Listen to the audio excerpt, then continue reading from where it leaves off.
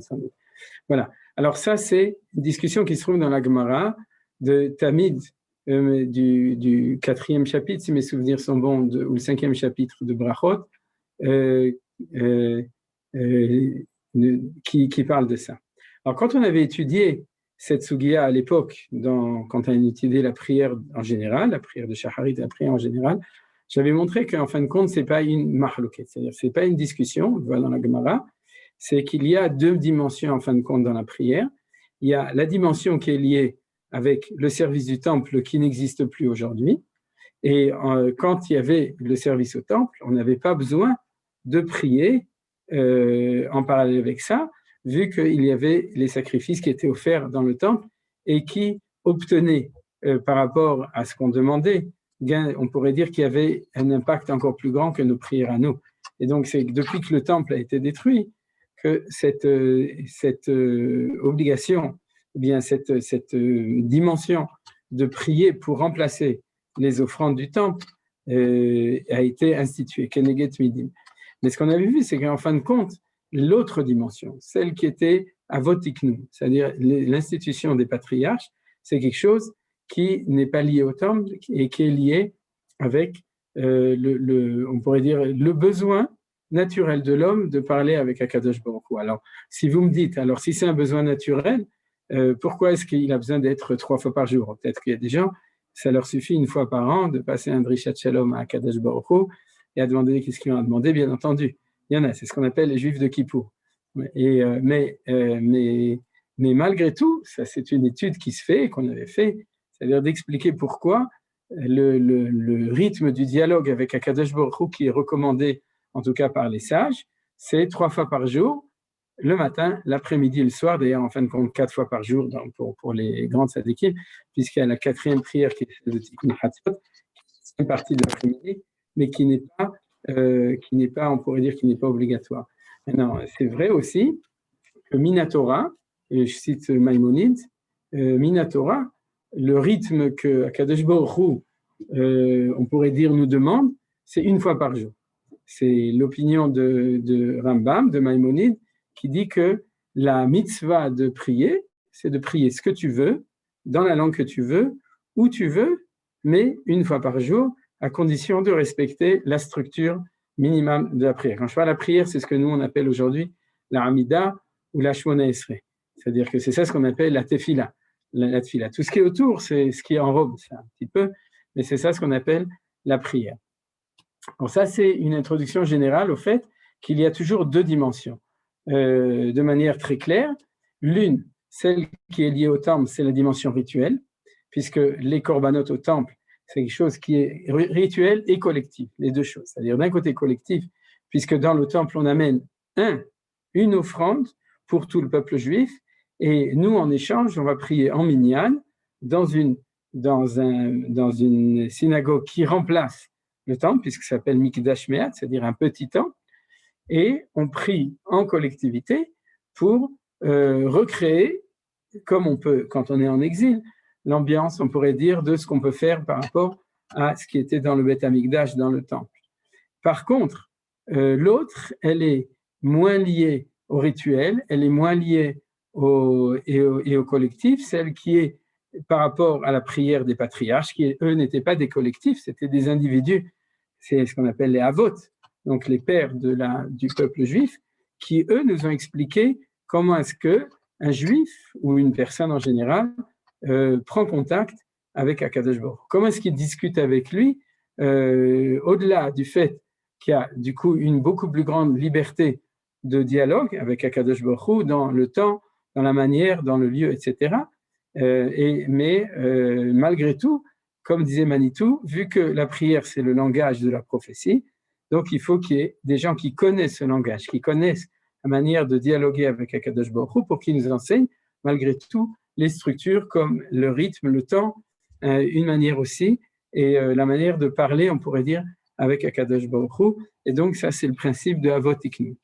Donc ça c'est une introduction. Maintenant, dans la prière de Moussaf, on a dans le principe que la dimension de Keneget Midim, c'est-à-dire que la prière qui est liée avec la dimension de la relation avec le service qui était fait dans le Beth Amikdash, qui a été fait dans le temple. C'est-à-dire que là, on va rencontrer une prière qui est différente de toutes les autres prières. Dans toutes les autres prières, on a 2 dimensions, alors que dans la prière de Moussaf, en gros, on n'a que dans la dimension de se souvenir, de connaître et de recopier, on pourrait dire, ce qu'on peut faire qui pourrait ressembler d'une certaine manière à ce qui se faisait au Beth Amikdash. Parce que le korban de Moussaf, c'est un sacrifice, et celui qui est rajouté à Shabbat, maintenant on étudie celui de Shabbat, et dans les fêtes, et la prière qui a été instituée est beaucoup plus liée avec, on pourrait dire, le fait que quand on prie Moussaf, on va se mettre au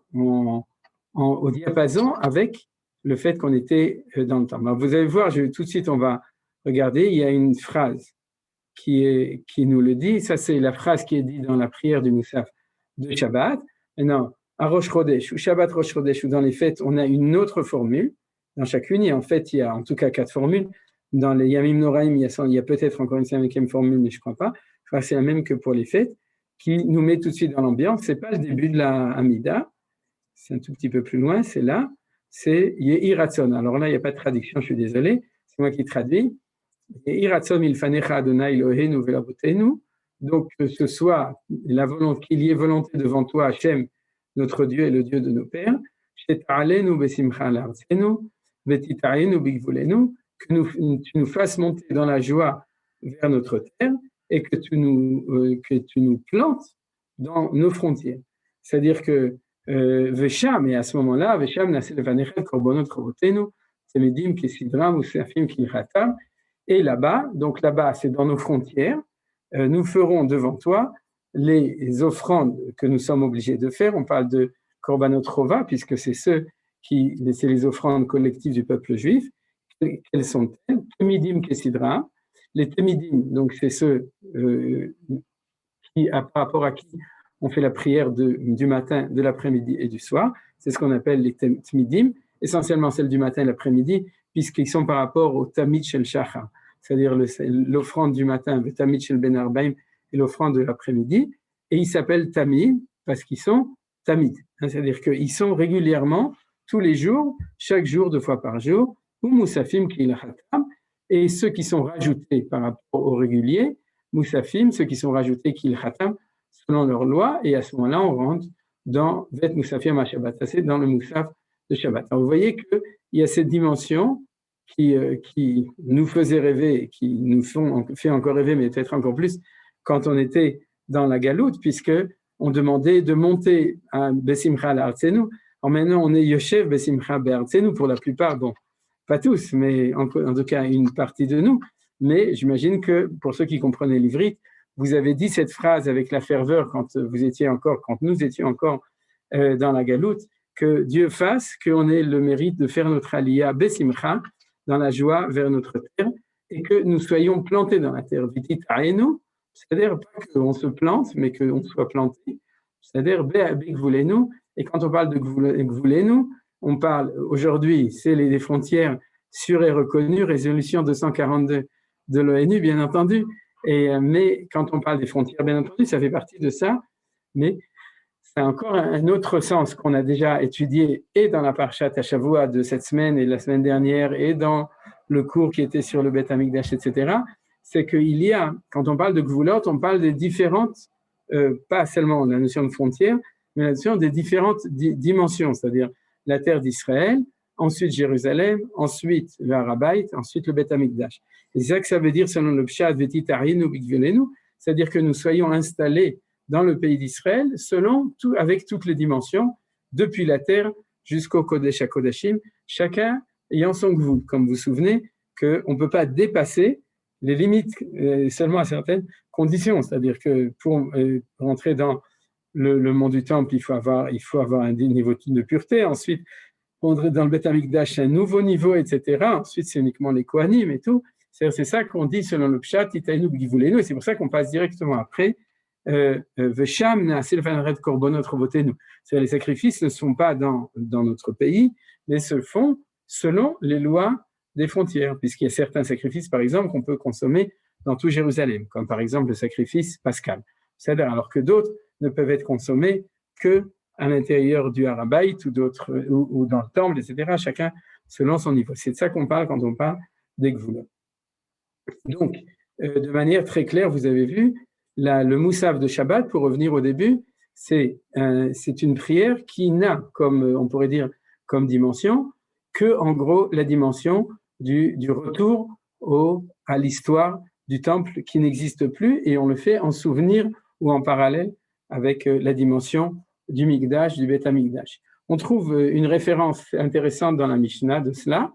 La référence, c'est qu'il y a une discussion chez les Tanaïm, à la fin du même chapitre, donc si mes souvenirs sont bons, c'est le 4e chapitre de Brachot, qui se demande si est-ce qu'on peut prier Moussaf si on n'est pas à l'intérieur d'un minyan. C'est-à-dire, est-ce qu'on peut prier Moussaf en tant que yachid, en tant qu'individu? Il y a deux opinions, si mes souvenirs sont bons, c'est le Tanakama et Rabbi Yehuda, Ena Ela Bechever Ir. C'est-à-dire, il y a une opinion qui dit qu'on peut le faire que dans un minyan, ou même plus que ça, que dans le minyan central de la ville, c'est-à-dire la synagogue où il y a la direction de la communauté, le tribunal, etc. Il n'y a que là-bas, puisqu'il y a cette dimension de l'individu, on pourrait dire, existe beaucoup moins, et c'est pour ça il y a d'autres lois d'ailleurs qui sont des halachot, qui sont liées. On ne peut pas, par exemple, faire un moussaf nedava. Je vous donne un exemple. Si vous avez un doute, si vous avez fait votre prière comme il faut, c'est-à-dire, par exemple, si vous avez dit Véten, si vous avez rappelé la pluie, vous n'avez pas rappelé la pluie, c'est le genre de choses où vous avez, au contraire, en été, il ne faut pas le demander la pluie, vous avez demandé à ce moment-là, si on a un doute, une des possibilités pour être sûr qu'on a prié, c'est de dire je fais une autre prière, et si jamais je n'étais pas obligé, que ce soit considéré comme une tefilat nedava. Nedava, ça correspond à un sacrifice qui est une offrande particulière. Chacun peut venir au temple et offrir au lat nedava, c'est-à-dire que une offrande, un holocauste qui est un sacrifice volontaire de soi-même. Et donc, chacun peut prier autant qu'il veut, donc on peut aussi prier de cette manière. Et si quelqu'un a une illumination et qu'il a envie de prier encore une fois, par exemple, vous avez déjà prié la prière de Mincha, et vous avez envie de prier une deuxième fois Mincha, à ce moment-là, vous pouvez, en disant que c'est une Nedava. C'est-à-dire que vous dites, c'est pas du tout lié avec une Ola, celle que le peuple juif offre, c'est que si le temple était construit, personne ne m'aurait empêché d'amener mon petit mouton à moi. Vous comprenez? Et donc, on a le droit, jusqu'au point où Rabbi Yochanan dit, Alvaï vitpel la dame kol hayom kulu. C'est-à-dire que si quelqu'un veut, il peut faire 10 moutons. C'est-à-dire, s'il a envie d'amener un troupeau au Beth HaMikdash, il peut le faire. Je peux vous donner un exemple réel dans lequel, si quelqu'un connaît les halachot de ça, je lui conseille de le faire. Yohan en a parlé à propos de l'Aliyah à l'Arabait. Si vous avez déjà prié Mincha, par exemple, et vous allez au Kotel, et puis vous dites, je suis devant le Kotel, c'est pas encore l'heure de Ma'ariv, j'ai tellement envie de prier, alors, si vous connaissez les halachot, si vous ne les connaissez pas, vous m'envoyez un petit SMS ou un petit WhatsApp et je vous donnerai les détails. C'est-à-dire, vous avez le droit de prier maintenant une prière de Nedava, c'est-à-dire de refaire Mincha ou Ma'ariv ou Shacharit, et de dire, vous lisez le texte, il faut rajouter quelque chose de personnel. C'est ça qui est important. C'est-à-dire, il faut qu'il y ait quelque chose en plus. Vous vous demandez quelque chose en plus, ou vous rajoutez à Kadosh Baruch Hu quelque chose en plus, et à ce moment-là, on peut faire une tefilat Nedava. C'est ça qu'on appelle une prière de Nedava.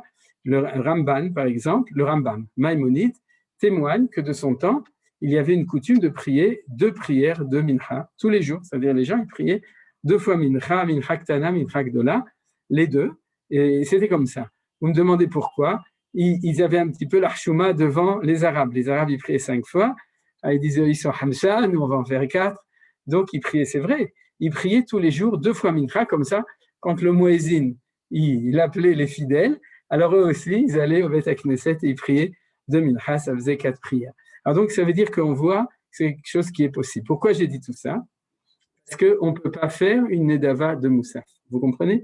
Puisque la Nedava, c'est amener quelque chose de particulier, on ne peut pas amener un Moussaf particulier. La prière de Moussaf, c'est la dimension disons, collective que le peuple juif amène tous les Shabbats ou toutes les fêtes.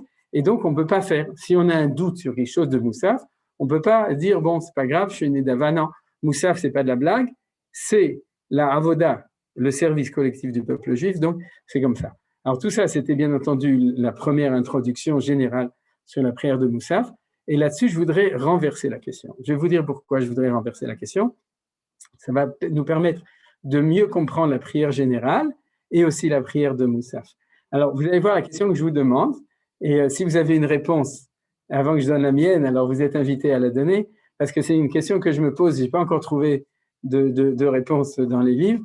En tout cas, c'est qu'il y a une chida. Quelle est la chida? Puisqu'on a dit qu'on pourrait dire 50-50, 50% de la prière, c'est moi qui parle avec Dieu, comme les patriarches. 50% de la prière, je participe à un rituel qui nous remet dans la période du temps. D'accord? C'est-à-dire que c'est Keneget Midim, ce qu'on a dit. C'est-à-dire, comment ça se fait que dans la prière de la semaine, il n'y a pratiquement aucun mot qui nous parle des sacrifices? C'est-à-dire, on se serait attendu que comme dans Moussaf, on va le voir, on ne parle que de ça, c'est-à-dire tous les Moussafim, vous savez, c'est-à-dire que tu nous ramènes dans le temple et là on va offrir l'offrande du Shabbat ou bien des fêtes. Et c'est quoi cette offrande? Uveyom, Shabbat, Shne Kevasim, Beneshanat et Mimim, ou Shne Aswanim, c'est-à-dire on cite le pasouk, et après ça on nous dit, on a amené ça en plus, on a amené ça en plus. Il y avait les libations, et puis il y avait la mincha, et puis il y avait les khatat, les seir khatat dans les fêtes, etc.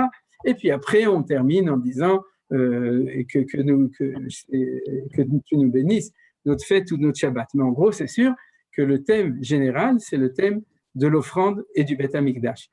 Maintenant, rouvrez votre Amida de la semaine, de Shacharit, de Mincha et de Harvit, et vous verrez qu'il n'y a pratiquement il n'y a pas une bracha de la Shemona Esrei au milieu qui nous parle de ça. Vous savez, il y a 13 bénédictions au milieu qui sont le cœur de la Amida, et il n'y a pas une seule bracha qui nous dit Yiratzon que ma prière ou notre prière soit considérée comme le korban, et à ce moment-là, on lirait Savet ben Israël va martin, et korbanim nachmis, que vous avez devant vos yeux ici, vous voyez, vous pouvez le voir avec la traduction.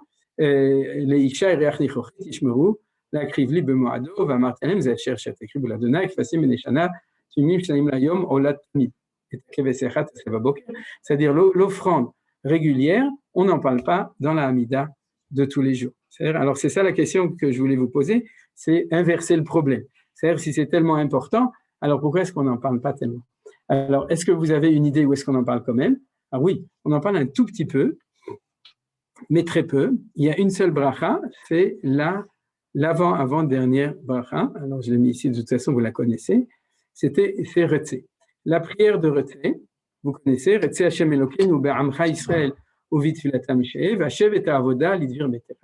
C'est la phrase où on dit, s'il te plaît, Hashem, ramène le service, l'idvir betera, dans ta maison, chez Israël.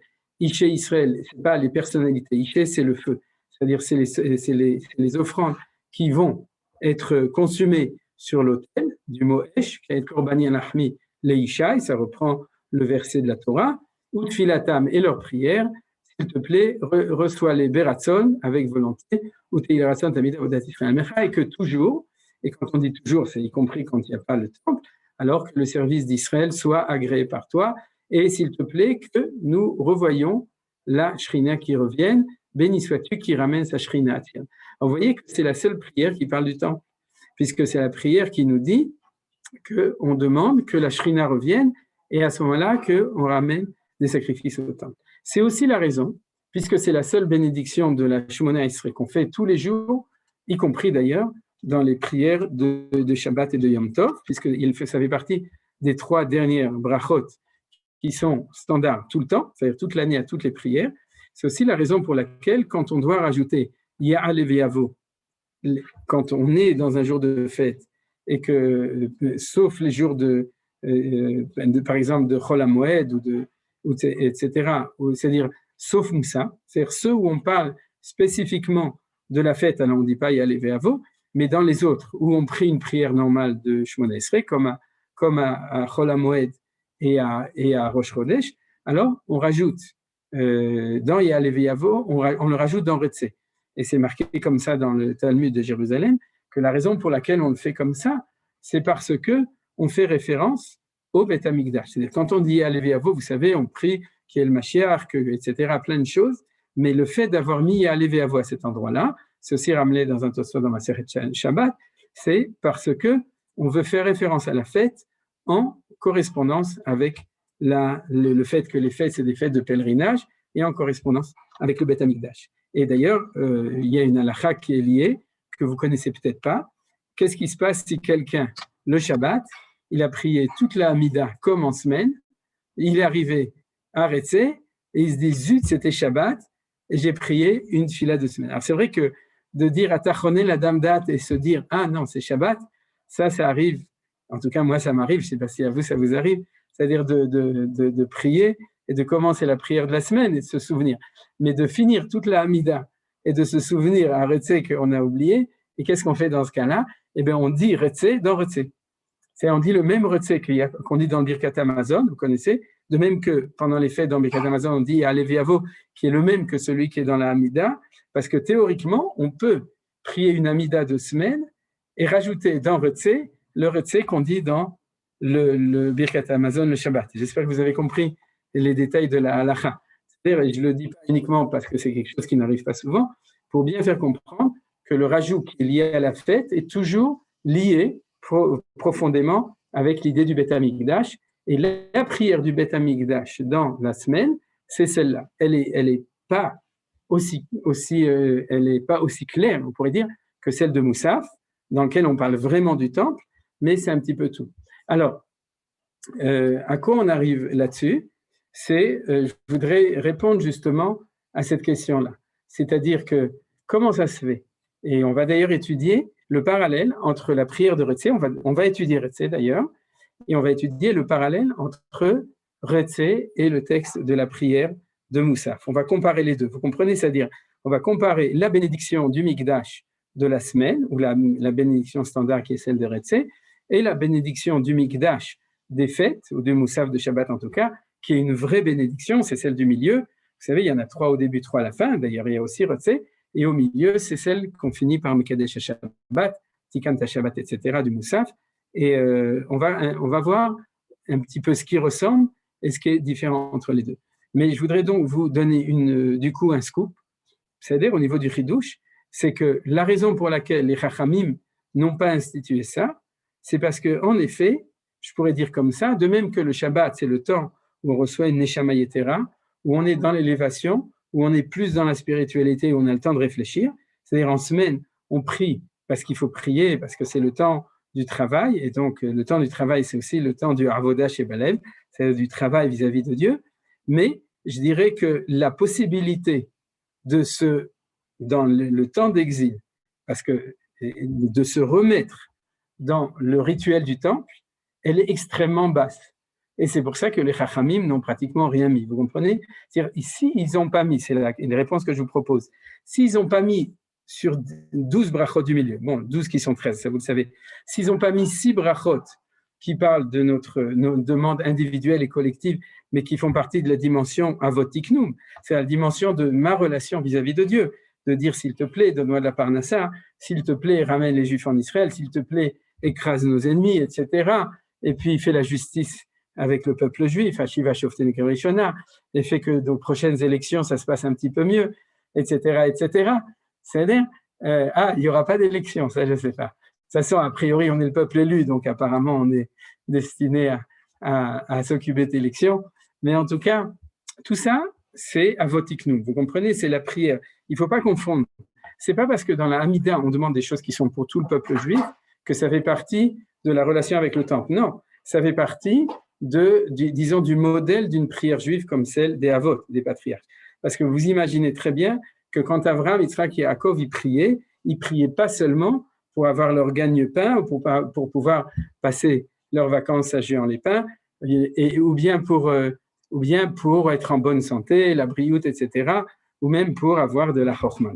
C'est un petit peu, ils demandaient ça comme nous, et puis après ça, ils passaient aux choses sérieuses. S'il te plaît, Akadosh Baruch Hu, fais qu'il y ait la paix dans le monde, la justice dans le monde, que ta Torah apparaisse, Veikra Beshem Hashem, ce que faisait Avraham Avinu lorsqu'il construisait un hôtel, il approchait le monde entier de la Torah. Donc, ça correspond à toutes les bénédictions de la Hamida qui font partie de la partie essentielle. La deuxième partie, le retour du Mashiach ben David, Mashiach ben Yosef, la justice, etc.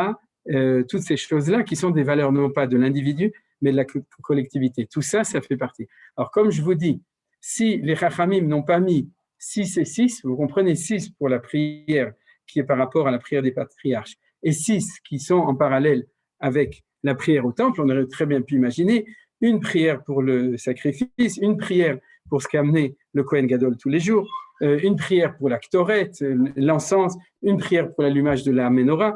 Vous savez, c'est marqué dans la paracha, on aurait pu très bien, une bracha, Baruch Ata Hashem, qui fait que la menorah est allumée dans le temple. Ouais, on pourrait. Il y a des brachot comme ça. Si Hashem ne l'a pas fait, c'est que pendant la semaine, on n'est pas, en fait, on n'est pas, on pourrait dire, on n'est pas lié vraiment à ça, on n'est pas au niveau de relation vis-à-vis de Dieu qui nous permet d'être au niveau où on s'occupe d'une relation vis-à-vis d'Hachem qui est liée avec la présence de Dieu, la Shrina, et qui est liée avec le Beth Amikdash. Alors, en fin de compte, d'une certaine manière, c'est pas vrai que c'est 50-50. Vous comprenez? C'est-à-dire que c'est pas vrai. Essentiellement, notre prière, elle est liée avec avec la dimension de l'institution des patriarches, des avotiknu, c'est ça la partie essentielle. Et la partie qui est liée avec Tmidim, c'est vrai qu'elle nous rythme les prières, par exemple au niveau des horaires. Vous savez, on ne peut pas prier n'importe quand. On a d'une certaine heure à une certaine heure pour faire la prière du matin, de l'après-midi, etc. Il y a certaines choses où le minyan, mais dans le texte lui-même de la prière, les chachamim ne nous ont pas tellement liés avec ça, parce que je dirais que on pourrait dire, de même que le Beth Amikdash, c'est Kodesh, de même, le Shabbat est Kodesh, et le Shabbat, elle est faite, on est capable de s'élever au niveau où on peut se lier véritablement avec la dimension de Tmidim, c'est-à-dire la dimension du Beth Amikdash. Par contre, pendant la semaine, on n'est sans doute pas capable, on n'est pas à ce niveau-là, donc ça explique l'équilibre qui a été donné dans la prière de la semaine où il y a, on pourrait dire, il y a pratiquement que ça qui est lié avec le Beth Amikdash. Alors, si vous voulez, je vais continuer à développer cette idée-là. Si vous avez des questions, je peux m'arrêter 2 secondes. Oui, moi j'ai une question, Rav. Shalom, Rav. Je te demandais. Oui, bien sûr. Je te demandais, il y a quelque chose que je n'arrive pas à comprendre, que pendant Shabbat, à l'époque du Beth Amikdash, qui avait les korbanot, il y avait le déroulement de ces sacrifices, mais c'est avec le feu, et on n'a pas le droit d'utiliser les 49 travaux. Je n'arrive pas très bien à comprendre comment on pouvait faire les sacrifices pendant Shabbat à l'époque du Beth Amikdash. En fait, alors, la question. C'est une bonne question. C'est qu'à l'intérieur du Beth Amikdash, on a le droit. C'est-à-dire que dans la avoda des sacrifices, on a le droit de faire, il y a le Shabbat est disons, est repoussé, c'est-à-dire dans la dimension du temple. On a déjà vu le 7, le 8, etc. Le Beth Amikdash, il y a une dimension au-dessus qui est comme le 8, et on n'a pas le droit pour construire le temple, mais on a le droit, dans la avodat Amikdash, on a le droit de faire justement la shrita. Dis-toi, la shrita, c'est la même chose. Hein. Ça fait partie, c'est une des 39 melachot, la shrita, et ensuite le fait d'allumer le feu. On allumait le feu et on consommait les sacrifices à l'intérieur du Beth Amikdash, où on allumait la menorah. C'est-à-dire le Kohen, il rentrait et il allumait la menorah, où il amenait les encens aussi sur un petit feu à l'intérieur du Mizbeach, sur le Mizbeach Haktoret, l'autel en or, l'autel de l'encens. C'est ça. Alors donc, j'ai une question, Rav Ackerman, concernant la prière de la Ketoret. Bon, et c'est vrai qu'à Moussaf, des fois, ils vont très vite, et puis les gens, ils se pressent, etc., il y a le kiddush. Est-ce qu'on peut la refaire dans le cadre de la Tfila Nedava chez nous, ou la faire à part, pendant que les gens se disent Shabbat Shalom, etc. Alors, attends, ce que j'ai dit de Tfilat Nedava, c'est compliqué. C'est de refaire une nouvelle Amida. C'est pour ça que j'ai dit que si vous n'avez pas toutes les informations dessus, ne le faites pas. C'est-à-dire, il faut quand même un tout petit peu par contre, la Ketoret, tu peux le faire. Tu peux le faire à la maison. Tu peux le faire quand tu veux. Elle est tellement importante, j'ai envie de la faire tranquillement et bien. Alors, tu peux rentrer à la maison et faire la Ketoret. Maintenant, il y a le Piasod, on le fait chez les Sfaradim, on fait attention à le faire 3 fois par jour. Une fois avant Shacharit, c'est-à-dire au début, le matin, une fois après, à la fin de la prière, que ce soit en semaine ou Shabbat, et une fois avant Mincha. Si et tu les le femmes, fais 3 fois. Elles sont obligées de faire 3 fois aussi? Alors, les fois, elles ne sont pas obligées du tout de le faire. De toute façon, la Ketoret, c'est des parfums. Les femmes, elles s'en occupent même en dehors de la lecture. Oui. Mais c'est importante, celle-là. Mais ceci dit, si tu le fais une fois par jour, tu as toute la journée. Pas la nuit, parce que ça c'était offert que la journée, mais tu peux aussi le faire l'après-midi, puisqu'il y a, si tu ne fais pas attention, tu peux le faire mincha, tu peux le faire avant mincha, tu peux le faire après mincha. La prière de mincha, d'ailleurs, elle a une relation particulière avec la Ktoret. Je me souviens, Tikon lefanecha Ktoret masad kapai. Je ne me souviens plus, mais en tout cas, il y a. Minchat Arev, Akiva, les Konapi. C'est les Chet Palal, et il y a un Tosfot, justement là-bas, qui fait le lien particulier entre Mincha et la Ktoret. Donc, de toute façon, tu peux le faire tranquillement, tant que c'est dans la journée, il n'y a pas de problème. Alors, donc, je reviens à la. Oui. Puisqu'on parle de Kétoret, je me suis toujours demandé pourquoi on la répète 2 fois, une fois au début de la prière, une fois à la fin. Oui, alors justement, c'est-à-dire Al-Pi Asod, sur le Sod, on la répète, comme je t'ai dit, 3 fois. Franchement, il n'y a que les Sfaradim qui font les Ashkenazim, ils le font une fois. Ils le font une fois à la fin de la Tfila. Et encore, il n'y a qu'en Eretz Israël, chez les Yekim, qu'on le fait. Chez les Polonais, on le fait tout le temps. Et puis, s'ils sont un petit peu plus avancés, ils le font aussi 2 ou 3 fois. Mais la raison pour laquelle il y a des Sodot dessus, c'est-à-dire que le rythme de le faire 3 fois, c'est lié avec des secrets de la Kabbalah. Mais ce que je veux dire, c'est que si tu veux, si déjà on s'est arrêté 2 minutes sur la Kétoret, la Gemara, elle dit que l'odorat nourrit la Neshama. Eze davar sha Neshama nenetbo et veomer zeareach. C'est-à-dire que l'encens, qui est quelque chose qui monte, c'est donc. Et en fait, le Mizbeach Aktoret était à l'intérieur du temple, alors que le Mizbeach, sur lequel on amenait des sacrifices qui sont de la viande, de la farine, de l'huile ou du vin, c'est-à-dire de la matière, il est extérieur. Alors ça veut dire quoi? Ça veut dire que, en fin de compte, il y a une espèce de sublimation des niveaux de prière. Je vais en parler tout de suite, c'est-à-dire dans le cours, c'est-à-dire il y a le côté le plus matériel, qui correspond aux sacrifices qui sont sur le Mizbeach, l'autel extérieur, et puis il y a des côtés plus subtils. Alors, ce qui est plus subtil, c'est la Ktoret. C'est pour ça qu'on n'a pas le droit, par exemple, d'amener un sacrifice matériel sur le Mizbeach, sur l'autel de la Ktoret. C'est-à-dire qu'on ne peut pas tout mélanger. C'est-à-dire que c'est comme si l'autel extérieur, c'est le gouffre, c'est-à-dire le côté de la matière. À l'intérieur, c'est déjà un effet Shwach Neshama. Alors, dans la mesure où on prie avec notre bouche et notre cœur, et qu'on est dans un niveau plus subtil, plus élevé, donc en fin de compte, dans les correspondances de ce qu'il y a dans le Beth Amikdash, on s'approche de la Kétoret. Et donc c'est pour ça que la Kétoret, à part la Sgoula, qui sont données sur la Kétoret, il y a plein de ségoulottes sur la Kétoret, mais il y a quelque chose de tout à fait spécifique, c'est que si tu demandais où se trouve d'une certaine manière l'endroit de la prière, elle est plus sur l'autel de la Kétoret que sur l'autel extérieur, dans la mesure où c'est Avoda Shebelev, c'est quelque chose qui correspond à l'expression, la prière, ça correspond à l'expression de la Neshama. C'est pour ça que ceux qui savent ça ne peuvent pas renoncer au fait de lire la Ktoret. Vous comprenez? C'est-à-dire au moins une fois par jour de nouveau, parce que c'est comme si tu disais, c'est la Ktoret, je dirais ça d'une certaine manière, c'est la fumée de la Ktoret qui fait monter notre prière en haut d'une certaine point de vue, à un certain niveau. C'est-à-dire, alors c'est pour ça que c'est important de lire la Ktoret. Bien entendu, vu le niveau, la Ktoret, elle a aussi d'autres ségoulottes, d'accord? La richesse, l'union, l'unité du peuple, la kapara sur le Lashon Hara, il y a plein de choses dans la Ktoret et tout. C'est-à-dire, donc pour revenir maintenant à notre étude sur la prière du Shabbat, je voudrais donner une nouvelle explication que je n'avais pas donnée dans le cours que j'avais donné à l'époque. Les Passantins, ils s'en souviennent, les autres, je ne sais pas combien il y en a d'autres, mais le cours sur la Hamida en général, mais comme c'est enregistré, donc j'imagine qu'une partie peuvent aussi avoir accès. Mais c'est que, si vous voulez, il y a 3 prières. Je parle maintenant de la Hamida de la semaine. Maintenant, je n'ai pas imprimé, je m'excuse, mais j'espère que les gens qui sont ici connaissent. C'est-à-dire que quand on a fini de prier, ce qu'on fait, c'est qu'on fait des prières pour que la prière soit agréée. Vous comprenez? Ce qu'on appelle aujourd'hui faire send, c'est-à-dire envoyer votre mail ou votre truc, vous savez, il faut appuyer sur le bouton pour être sûr que ça part, parce que sinon, ce n'est pas la peine de l'écrire. C'est-à-dire si vous l'avez écrit et que vous n'avez pas fait ce qu'il faut pour l'envoyer, alors ça va pas arriver. Alors, quelle est la prière qui s'occupe de ça? Vous allez tout de suite me dire, qui demande à Dieu d'agréer notre prière, c'est laquelle? Shema Kolenu. Shema Kolenu, absolument. c'est-à-dire la dernière des 12 du milieu, des 13 du milieu, c'est Shomea Tefila. C'est-à-dire on bénit Dieu, mais en fait, c'est de dire tout ce que j'ai dit jusqu'à maintenant, s'il te plaît, que tu sois Shomea, que tu entends. Oui, mais Retse aussi, puisque qu'est-ce qu'on dit au début? Retse Hashem Elokeinu B'Amcha Israël, Uvit Filatam She.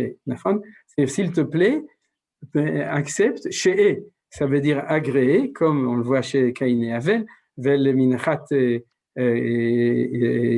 Caïn Lo Sha'a, Vaisha Hashem El Avel Vel Minchato, c'est Lish'ot, ça veut dire agré. Alors, est-ce que c'est Shema Kolenu? Est-ce que c'est Retse qui s'occupe que notre filote soit envoyé?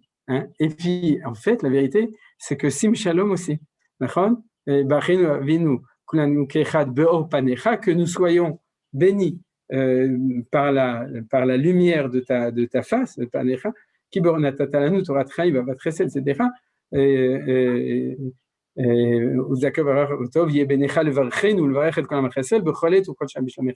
Que ce soit bien à tes yeux que tu bénisses le peuple juif chaque moment, par ta paix, Baruch Ata Hashem, celui qui bénit le peuple juif dans la paix.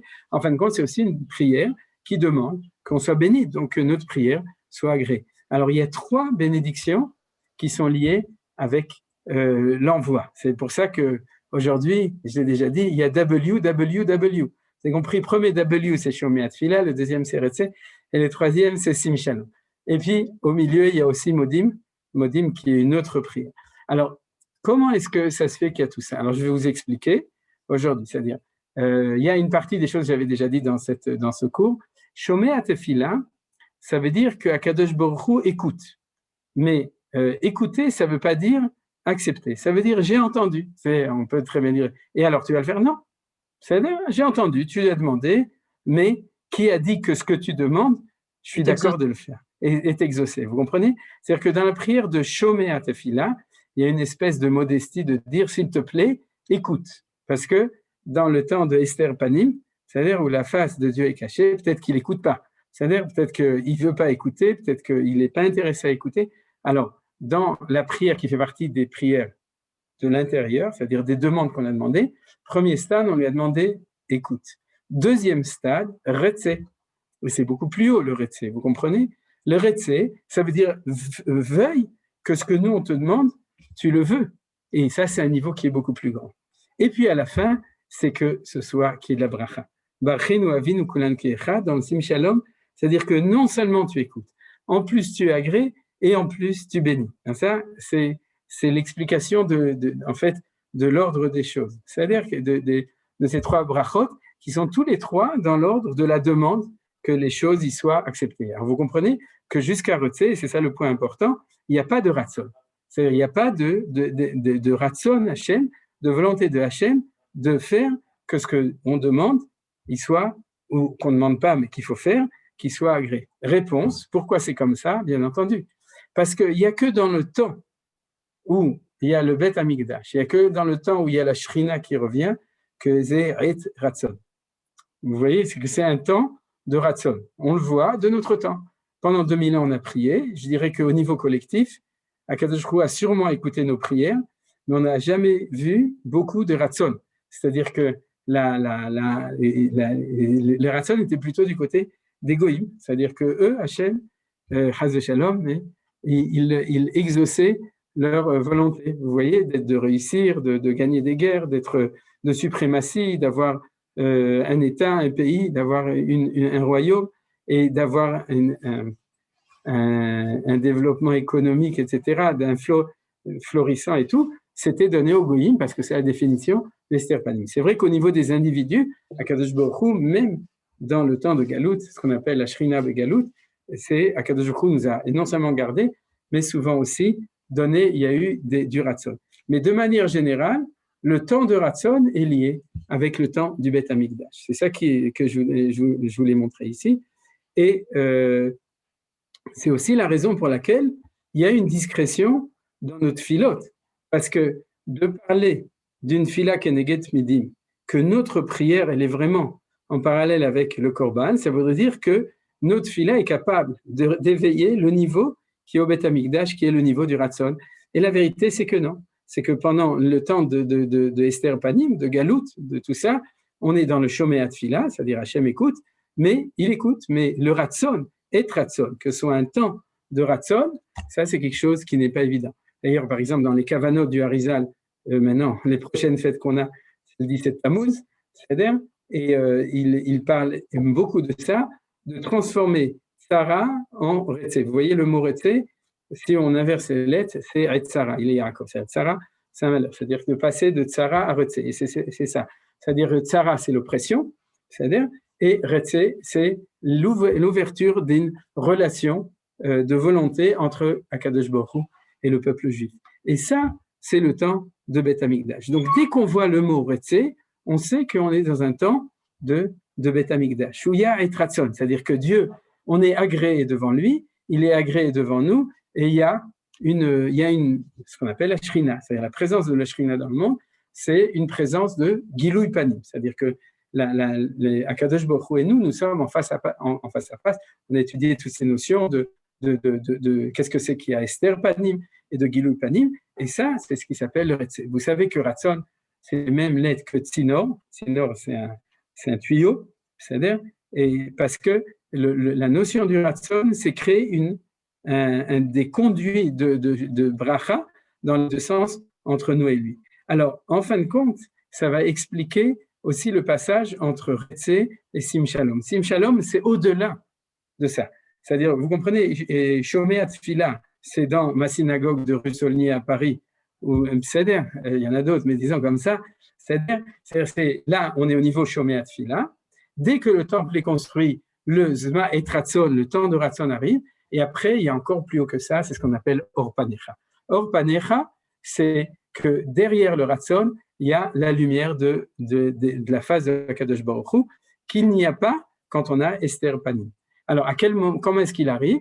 Il arrive, la bracha de Sim Shalom, il arrive dans le Beth Amikdash en même temps que la Birkat Kohanim. On revient à la Amida de la semaine dernière, puisque vous vous souvenez qu'on fait Birkat Kohanim et après Sim Shalom. Et quand on étudie la littérature disons des Chachamim, on voit que la Birkat Kohanim et Sim Shalom, c'est la même bracha. C'est-à-dire que Sim Shalom, c'est la continuation de la bracha. La preuve, Veyasem lecha Shalom, Sim Shalom.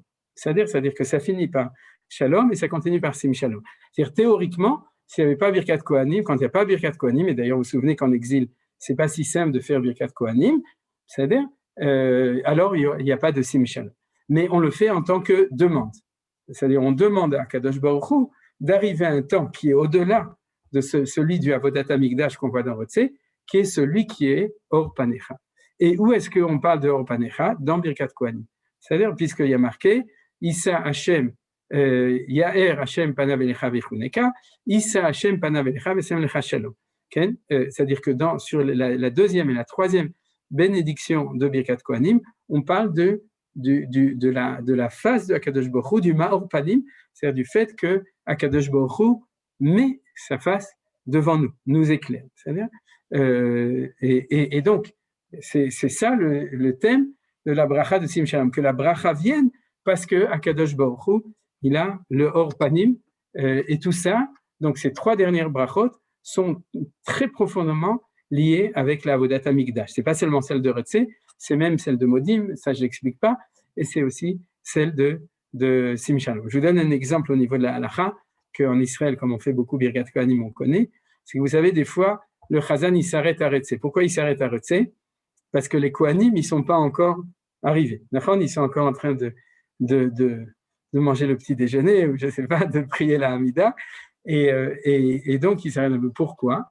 Parce que la Birkat Kohanim fait partie du service du Beth Amikdash, et que si le Kohen ne commence pas à monter c'est-à-dire à se diriger vers Birkat Kohanim quand on dit Retsé, si on a fini Retsé et que le Kohen n'est pas là, il ne peut pas faire Birkat Kohanim. Et tout cela pour dire que la bracha de Retsé, c'est celle du Avodat Hamikdash, c'est marqué dessus, et tout ce qui vient après est lié avec ça.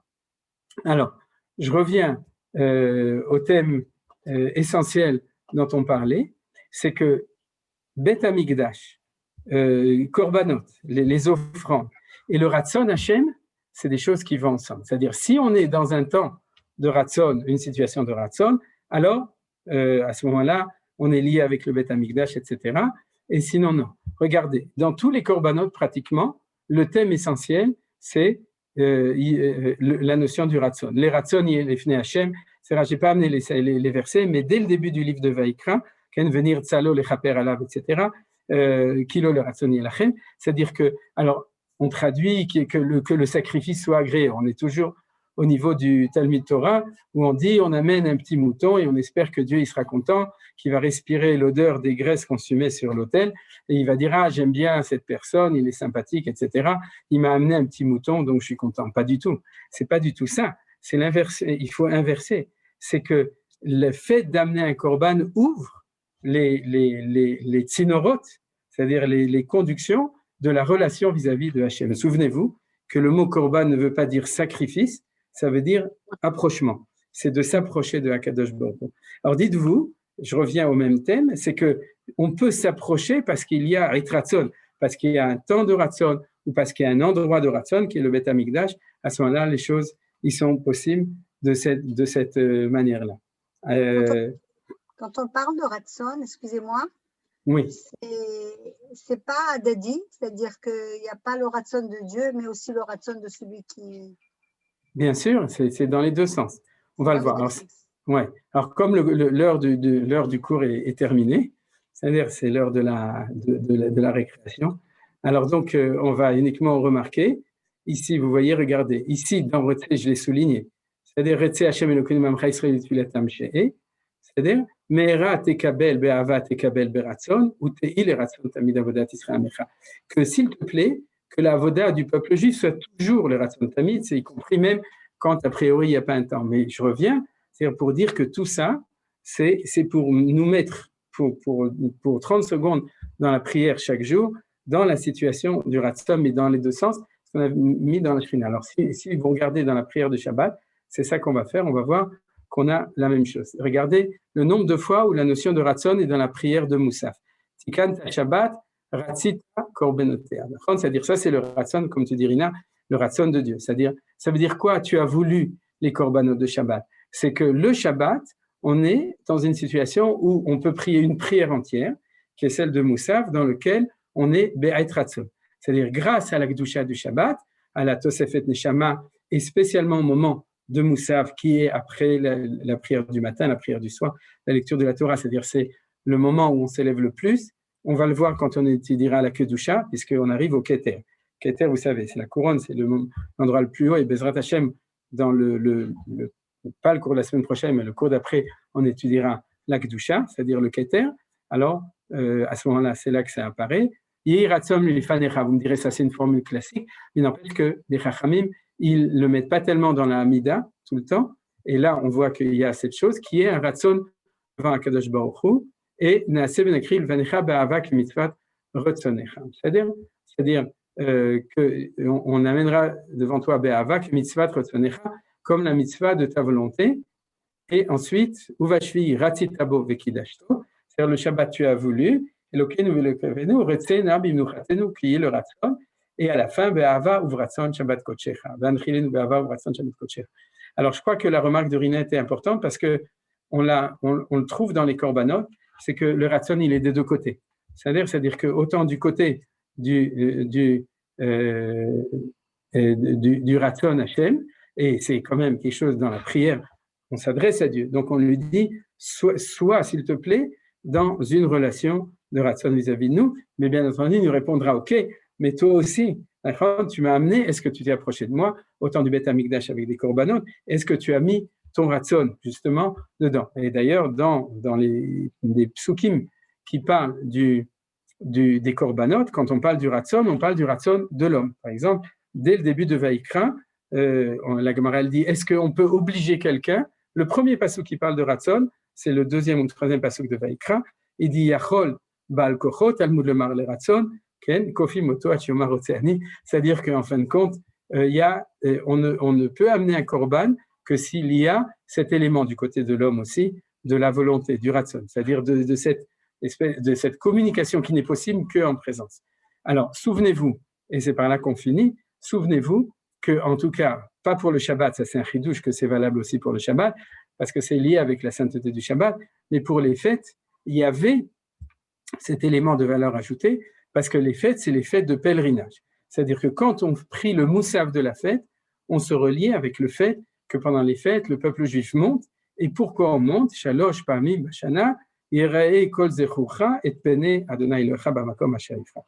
C'est-à-dire qu'on monte pour voir la face de Kadosh Baruch Hu. C'est-à-dire beor panecha, cette dimension qu'on a vue, qui est même au-delà du Retsef, qui est celle de Sim Shalom et du Birkat Kohanim, qui est de rencontrer que l'homme doit montrer sa face devant Dieu et Dieu va montrer sa face devant nous, cette rencontre, cette véritable rencontre, alors ça explique pourquoi on va prier Moussaf même de notre temps, même dans le temps de Galout, parce que le temps de fête et le temps de Shabbat, c'est le temps de Aliyat Haratzon d'un niveau qui est supérieur.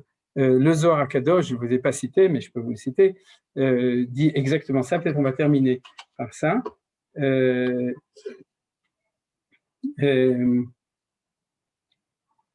Alors, il dit comme ça, le Zohar HaKadosh Parashat Lech Lecha, page 89, folio B, il dit comme ça, Toda Rabba, c'est lui qui a fermé, ça doit être Yohan, Toda Rabba, il dit comme ça, Tishmeru l'akrivé be Moado, Moado, il faut amener le sacrifice en son temps, c'est pas sur le Korban qui a marqué Moado en son temps, mais l'explication, c'est dans le temps qui est destiné, ou dans lequel c'est un temps de Ratzon. Zimna de Ra'ava, Yera'ava Kadamar, c'est un temps de Ratzon, et puisque c'est un temps de Ratzon, alors on nous dit Amen en ce temps, Amen ton offrande. Re'ud ishtakach le'ela bedarka yedia, c'est-à-dire c'est une volonté qui se trouve en haut, dans un niveau connu, et explique ici le Matok Midvash, Ratzon Elion animshar venimsa le mala bemadriga yedua sheya malchut, c'est-à-dire qu'il y a l'apparition d'un Ratzon de Dieu, un Ra'ava, un temps de Ratzon qui est à un niveau haut, qui est connu, etc. Et c'est pour ça qu'il y a marqué dans les Korbanot, Tishmo l'akrivli, bemoado en son temps. C'est-à-dire, c'est quoi son temps? C'est pas son temps à 8h du matin, ou à 6h du matin, ou l'après-midi, ou le Shabbat à 10h du matin, non. Dans son temps, avec un grand S, c'est-à-dire le temps du Gilui Ratzon, c'est-à-dire l'apparition du Ratzon. Voilà, c'est pour aujourd'hui. Si vous avez des questions, vous êtes invités à les poser. Ouais. Je pense que c'est très difficile de faire Moussaf à notre époque parce qu'il n'y a pas ces corbanotes. C'est-à-dire que je trouve que la prière, elle est beaucoup plus difficile pour les corbanotes, pour le Moussaf que pour la prière d'Amidot. Tandis qu'il n'y a pas de corbanotes, je ne sais pas de quelle manière on peut permettre puisque c'était un animal ou c'était du végétal, de quelle manière à notre époque, nous, on peut faire Moussaf. Je trouve que c'est un peu difficile à mon niveau. Alors, si tu veux, je pense que dans tout le cours que j'ai donné, je n'ai pas parlé du Korban pour l'instant. On t'y un petit peu aussi sur le Korban spécial la semaine prochaine de Moussaf de Shabbat. Mais tout ce que j'ai donné une autre approche de la prière, tu vois. C'est-à-dire, notre prière, c'est de dire, le Shabbat, je peux rentrer, comme dirait Yohan, le Shabbat, je n'ai pas besoin de montrer sur le Harabaït, ou je n'ai pas besoin que le Beth Amikdash soit construit, je voudrais, mais j'arrive grâce à la Kedusha de Shabbat, à la sainteté Shabbat. Et puis à ce niveau auquel chacun se trouve à son niveau, c'est-à-dire, j'arrive justement à me lier. Mais ce n'est pas du tout à me lier avec une pensée spécifique que maintenant il y a un petit mouton, on va lui couper la tête, il y a du sang, on va jeter le sang, etc.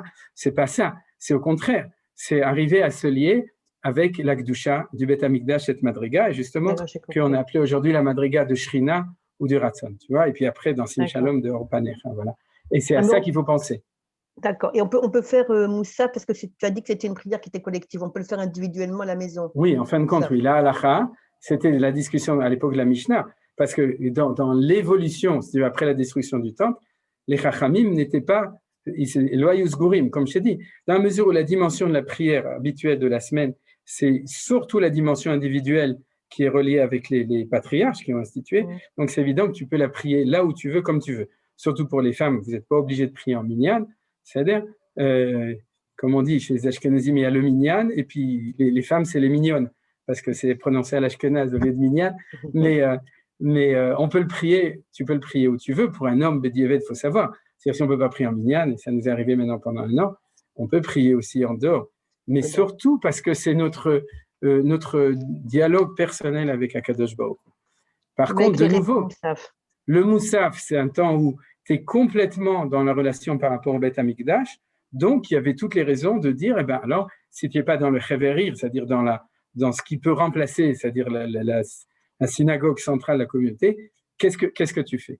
Mais en fin de compte, c'est ça qui est important, c'est que le Chachamim, il savait très bien qu'en exil, tu peux aussi te retrouver tout seul dans un petit village avec ta famille, et que c'est là où tu es, alors quoi, tu ne vas pas prier Moussaf, et alors Moussaf, il va disparaître de chez toi, etc.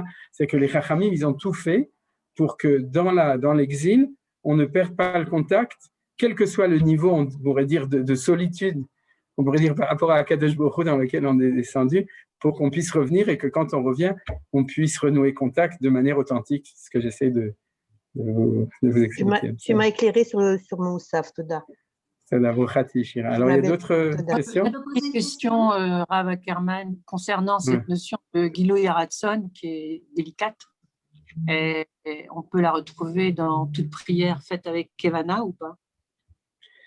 Non, c'est ce que j'ai dit. C'est-à-dire que dans toute prière faite avec Kavana, tu auras Shomeat Tfila. C'est-à-dire que si tu pries Bekavana, Kadosh Baruch Hu, il va mettre dans son... C'est un peu comme aujourd'hui, vous savez, il y a des ordinateurs dans Google, etc., où tout est enregistré. C'est-à-dire, c'est pas moi, c'est Manitou qui a expliqué ça autrement, mais c'est-à-dire tout est enregistré. Toutes les prières que les Juifs ont priées pendant 2000 ans, tout est dans un maagar, et tout est quelque part enregistré. Mais c'est ce que j'ai voulu dire, c'est-à-dire la Nutkudat Haratson, on ne l'avait pas vraiment en grand. On pouvait l'avoir au niveau individuel, au niveau un petit peu, à un certain niveau. Mais le Nutkudat Haratson, il est revenu avec la Shrina, c'est-à-dire elle a recommencé depuis 48, et puis Bezrat Hashem, elle va arriver de plus en plus. C'est-à-dire, maintenant, de dire qu'il n'y en a pas du tout, c'est comme dire que pendant 2000 ans, tout était absurde. Non, tu pouvais avoir un petit peu, mais c'est pour ça que je t'ai dit que ça a été éliminé en gros de la prière, malgré tout ce qu'on dit, puisqu'il n'y a que cette petite fila de Retzé, et que dès qu'on parle de Ratson, on te parle du Beth Amikdash, c'est-à-dire on ne te dira pas à un autre moment, bon, je n'ai pas vérifié, peut-être qu'il y a le mot Retzé qui apparaît dans une autre bracha, vous pouvez vérifier, mais en gros, vous voyez que c'est cette grande insistance, c'est Beth Amikdash, Ratson, Machazir Shrinato Letzian. Voilà. J'ai compris. Nadine. Merci beaucoup. Nadine, tu voulais dire quelque chose, non? À propos de la Birkat HaKohanim, le fait qu'on doit se cacher les yeux pendant la Birkat HaKohanim, c'est en souvenir de la lumière que les Kohanim, Yaher Hashem Panav, c'est ça en fin de compte. Exactement. Il devait y avoir une très grande lumière au moment où les Kohanim faisaient la bracha au temple. Voilà. C'est-à-dire que à la Beth Knesset, est-ce qu'on se cache les yeux en souvenir de ce Mahamad, ou est-ce qu'il y a vraiment cette apparition aussi du fait qu'on soit en Israël? Est-ce qu'il y a... Ça, je ne connais pas. Je devrais demander à mon Rav Mekoubal. Est-ce que de notre temps, s'il y avait Manitou, on lui aurait demandé, mais est-ce que de notre temps, c'est-à-dire une Birkat Kohanim fait en Eretz Israël, par exemple au Kotel, ou maintenant aussi sur la Rabaït, c'est-à-dire est-ce que... sur la Rabaït, c'est évident. C'est-à-dire qu'il ne faut pas regarder. Je parle au niveau de la synagogue. Au niveau de la synagogue, si tu veux, toutes les Birkat Kohanim, l'interdiction n'est pas c'est une coutume. C'est un souvenir. Et tu as fait la remarque exacte. Ceci dit, il ne faut pas regarder, parce que même les coutumes, c'est important. Parce que justement, on ne sait pas combien il y a de lumière, c'est-à-dire l'intensité à chaque endroit et à chaque moment, etc. Il ne vaut mieux pas jouer avec ce genre de choses. Et puis, c'est tellement magnifique comme ça et des Hagav, mais il faut se mettre en face à face. Vous savez, on n'a pas le droit de tourner le dos au Kohanim. Par exemple, quand le père il veut mettre tous ses enfants sous le talit, souvent il y en a qui tournent le dos, ou lui-même il tourne le dos pour que tous les autres. Il ne faut pas. Il faut toujours être face au Kohanim, parce que les Kohanim, ils montrent leur face, la face de Akadosh Baruch Hu par leur Vesamu et Shemi al Ben Israël Vani Avarichem. Qu'est-ce que tu disais? Non, je me souviens que j'étais à Rome, dans la grande synagogue, à Rome, en Italie. Et tout le monde se retournait, enfin moi je suis dans les Ezrat Nashim, tout le monde se retournait au contraire complètement. Oui, c'est parce qu'à Rome, c'est le sang du Esther Panim. Alors donc, je dis ça comme une boutade, mais ça ne m'étonnerait pas que ce soit vraiment comme ça. Quoi? Un minag italien, certainement. Je crois qu'en fait, c'est encore un autre écran, parce qu'il y a déjà le talit en fait comme écran. Nafran, ça suffit. C'est-à-dire qu'il faut jouer avec les deux. C'est-à-dire tu ne regardes pas, mais tu es en face. Par exemple, il y a aussi dans la Gemara, on voit cette idée que pendant la Hamida, où on baisse la tête ou bien on ferme les yeux, comme chez Moshe Rabbeinu, il y a marqué Vaester, Moshe Panav, qui arrête habite el Elohim, c'est-à-dire qu'il s'est caché la face et il a été récompensé pour ça. Et c'est grâce à ça que sa face rayonnait après, parce qu'il savait reconnaître l'intensité. Alors de nouveau, tu as raison Nadine, c'est-à-dire qu'on est en attente de la Birkat Kohanim dans le temple, où les Kohanim dans leur face, Panav, il y aura la brillance de Pnei Hashem, et c'est d'ailleurs la raison pour laquelle on dit Kibor Panecha uniquement dans le Brachat Sim Shalom. 2 fois, il y a Bor Panecha, Bor Panecha. C'est bien. Top, Chazaki. Nachem, je voulais te dire que quand tu disais rester vers Khalifen ou rester, c'est l'hypophore du mot Sarah, et tout de suite après, on dit vers Khalifen. Ça veut dire qu'on est כבר בשלב של החליפנו, c'est סורנו, נכון? נכון, סורנו. כאילו הרצה, נשמח לב החליפנו, זה באמת לצאת מהצרה של הגלות. C'est יפה מאוד, חזק וברוך, très beau Tania. Ouais, יפה. Mais c'est le רצה de Shabbat, c'est pas le רצה de la Amida, c'est רצה ורצה מהשבת הזה. Et alors? Non, parce qu'il y a 2 retzés.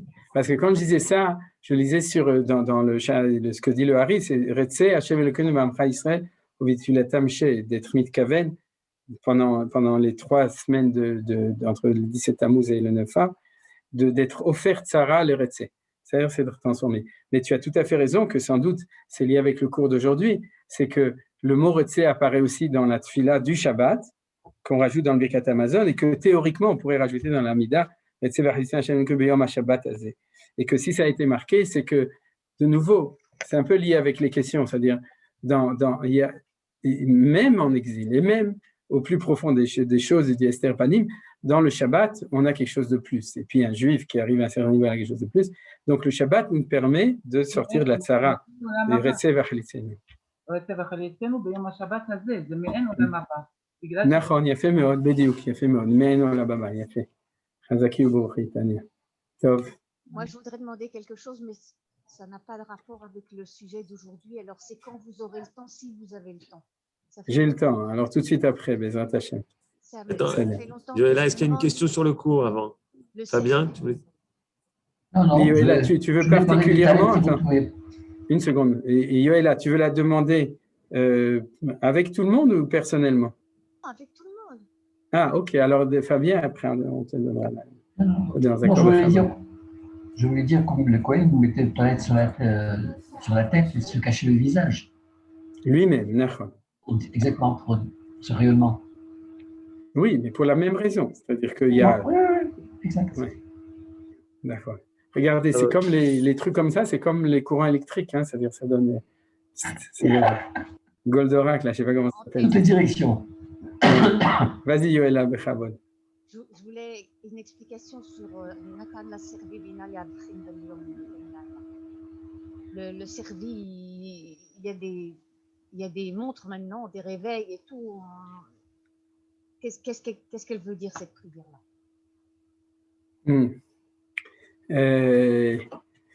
La vérité, c'est que par rapport, il y a 2 explications dans Chachamim du mot Servi. Il y en a une qui dit que c'est le Tarnegol, c'est-à-dire c'est le cocorico, et une autre qui dit le Sechel. Il dit Servi, il dit que c'est le Sechel. Au niveau du Tarnegol, moi j'ai toujours compris dans le sens, c'est qu'Akadosh Baruch Hu, il a créé le chien pour pouvoir nous garder nos moutons ou nos maisons, c'est-à-dire avant qu'on ait inventé les alarmes électroniques, etc. Et de même, il a créé chez le Tarnegol, qui se trouvait dans notre basse-cour, à l'époque on avait une basse-cour, il a créé en lui cet instrument pour pouvoir le faire. Alors bien entendu, si tu as un réveil matin, tu n'as plus besoin. La différence, c'est que le réveil matin que Akadosh Baruch Hu a mis dans le monde, c'est le Tarnegol. Maintenant, profondément, de même que la première bracha de la Hamida, c'est Atachoneh la Dame Da'at, et que la notion et la Gemara dit que c'est pour ça qu'on a mis la Havdalah, Motzei Shabbat dans Atachoneh. C'est-à-dire, et parce que la Gemara dit Imen Da'at Havdalah Minayin. Si tu n'as pas de Da'at, comment tu peux faire la différence? C'est-à-dire que quand on commence notre journée, la première chose qu'on dit, à part de dire Modéani, c'est qu'on dit on te remercie que nous sommes capables d'avoir un discernement du jour et de la nuit, du bien et du mal, d'Israël et des Amim, etc. Comme dans l'Avdallah. La preuve, Yotzeror Uvorei Chosher, ce qu'on avait appris, Oseh Shalom Uvorei Ra, c'est-à-dire que on commence notre journée en remerciant Akadosh Baruch Hu de nous permettre de discerner la lumière de l'obscurité. Et tout le monde sait combien il y a d'obscurité dans le monde et combien il y a de lumière dans le monde et combien il y a de gens qui ne prennent l'obscurité pour de la lumière et la lumière pour de l'obscurité ou qui n'arrivent pas à voir quand l'obscurité est terminée et que le jour fait point. C'est nous là, c'est nous qui discernons, c'est pas le coq. Alors, c'est le servi dans le sens de sechel. C'est-à-dire que le coq, on remercie Dieu pour avoir mis un coq dans le monde. C'est-à-dire pour que nous puissions le discerner quand on se lève, et on lui remercie de nous avoir mis notre sechel pour être capable d'avoir cette dame. Mais quand tu parles de l'Avdil Ben Yom ou Ben Laila, il y a toutes les dimensions de Galout, Geoula, de Tzarot et de Yeshua Mitzarot. Toutes ces dimensions, ils sont là le matin. Je dirais d'une certaine manière, aujourd'hui avec l'ordinateur, on sait que dans l'ordinateur, tout est basé sur un système binaire de 1-0. C'est-à-dire, mais pour tous ceux qui savent un petit peu ce que c'est que l'informatique, vous savez qu'on peut tout faire avec un système qui est fondamentalement de 1-0. C'est-à-dire que toutes les images qu'on a maintenant dans le Zoom, toutes les paroles, toutes les machines sont toutes basées au niveau du plus profond sur un système binaire de 1 et de 0. Et c'est ça qu'on dit. Tu te lèves le matin, d'abord Modéani, et ensuite on te remercie d'avoir en nous cette capacité d'être mafrin ben yom velayla, c'est-à-dire entre le noir et la lumière et l'obscurité, et que grâce à ça, on va pouvoir, dans toute notre vie, être capable de comprendre ce qui est de l'ordre de l'obscurité et ce qui est l'ordre de la lumière. Merci beaucoup. Merci, Rabba. Est-ce que pour l'histoire du coq, c'est qu'il commence à chanter bien avant qu'il ne fasse jour. Ça veut dire qu'il est capable de le discerner un peu avant. Et ça devrait être un modèle pour nous. Il a fait mieux. Zakou Baruch. Je dis, Yosef, c'est très important. C'est que le coq, il est au moment où on ne le voit pas encore. Et c'est ça aussi qu'on remercie à Kadosh Baruch Hu. C'est-à-dire que de voir la lumière quand il y a la lumière, à la limite, c'est normal. Mais de prévoir, ce qu'on appelle tzipit alishua, c'est-à-dire d'être capable de prévoir, de voir quand on ne peut pas encore le voir, c'est le cadeau qu'Akadosh Baruch Hu nous fait avec le coq, avec le servi. Ça, c'est ce que dit Yosef, Mamash fait. Quoi? Zariz les mitzvot. Nachon, mais Zariz les Reya, c'est-à-dire d'être capable d'entrevoir déjà ce que Akadosh Baruch Hu va nous amener après, même quand on ne peut pas vraiment le voir. C'était la force du peuple juif dans la galoute, c'est-à-dire qu'au plus profond de l'exil, d'être capable d'entrevoir. Les Chagab, chez les Mekubalim, le moment, on avait déjà étudié ça à propos de Hanouka, le moment où on commence à passer du côté jour, c'est à minuit. Parce que si vous voyez comme une sinusoïdale, c'est le moment du passage où on commence à remonter. Et chez le Mekubalim, on fait Birkot HaShahar à minuit quand on se lève et qu'on fait Tikkun Hatzot. Eux, ils font toutes les Birkot HaShahar à ce moment-là. Nous, on dort, mais nous, on fait le Dor Vador Alléluia. Et eux, pendant ce temps-là, parce que je pourrais dire que eux, ils entendent le coq déjà à ce moment-là. Nous, on l'entend un peu après. C'est-à-dire Chazakou Baruch Yosef. Ça veut dire que Chazakou Baruch. Merci beaucoup.